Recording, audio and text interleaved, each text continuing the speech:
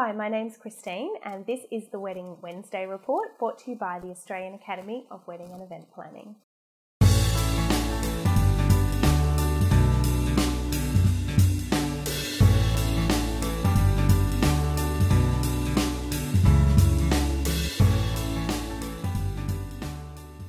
Today we're having a look at the role of wedding designer. Over the last several years, I have seen the popularity of wedding design soar. Today, couples are increasingly looking for people to help them create signature weddings that really do reflect their personality and style. They are interested in concepts far more than just colour palettes, which is what brides and grooms were focused on probably 10 years ago. Whereas the wedding planner is focused on the planning and the logistics of the wedding, the designer is the person that is going to help deliver the wow factor to the wedding. They are in charge of creating an atmosphere and the look and feel.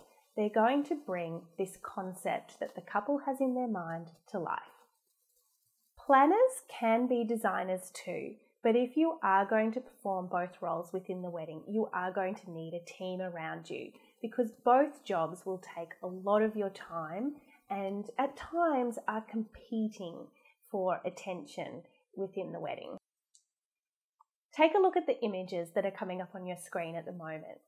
All of the details that you see here are the types of things that a designer might have been involved in creating. The first stage of the design process is where the designer meets the client and they listen to the ideas that the client has.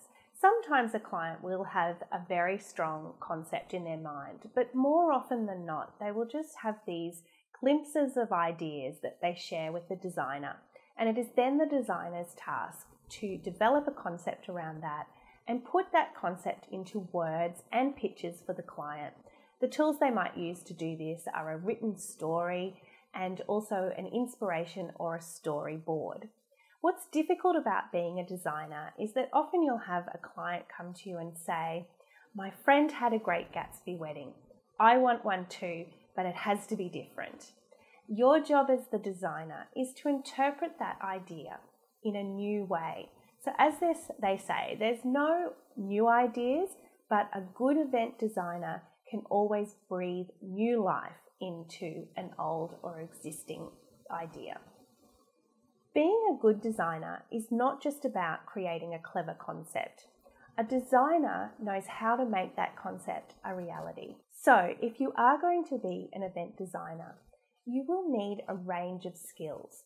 You don't have to be able to do everything yourself, but being able to do things like operate a power tool, pull a floral arrangement together, or even sit down at a sewing machine are things that are useful for you to be able to do. If you can't do things yourself, you will need a good team of professionals that are willing to collaborate with you on your ideas. Not all professionals are willing to do that, so those types of relationships are things that you're going to have to nurture and seek out. Many designers have their own workshops. They're experts at sourcing props. You'll find them scouring vintage markets, and they will have a supply of stock that they can reinvent for their weddings. All of these things make you a good and useful event designer. So like I said, it's not just about creating a clever concept. You really do need some essential skills and tools to be able to deliver those designs to your client. In addition to that, you need some characteristics. If you want to be a designer, the thought of being creative is like a fire burning in your belly, and you will want to pay attention to detail. You won't just know that you should, you just do. If that sounds like you, then you can be an event designer. Like I said, all of those other skills are ones that you can learn over time. You can take a course. You can go and shadow a florist for the day. Ask your dad to teach you how to sand a chair and paint it.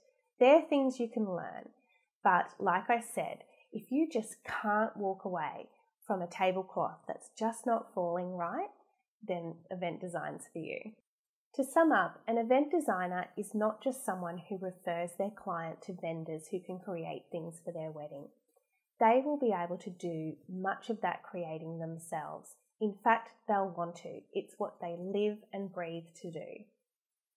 That brings us to the end of another series of the Wedding Wednesday report.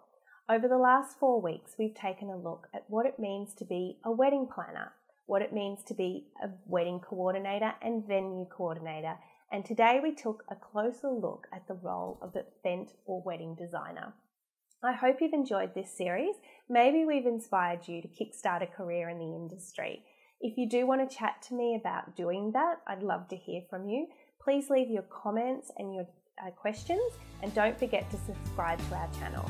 I look forward to seeing you again next month.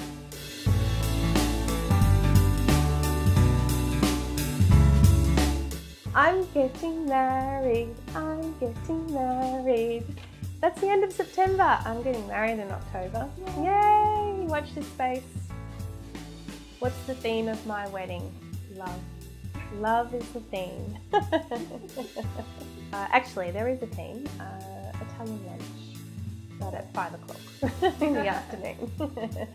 And it's at home, and there'll probably be a horse or a cow somewhere in there. The chickens might wander through. Yeah, very relaxed. That's the benefit of doing it the second time around. And maybe the benefit of being a wedding planner. Yes, you're a bit more relaxed.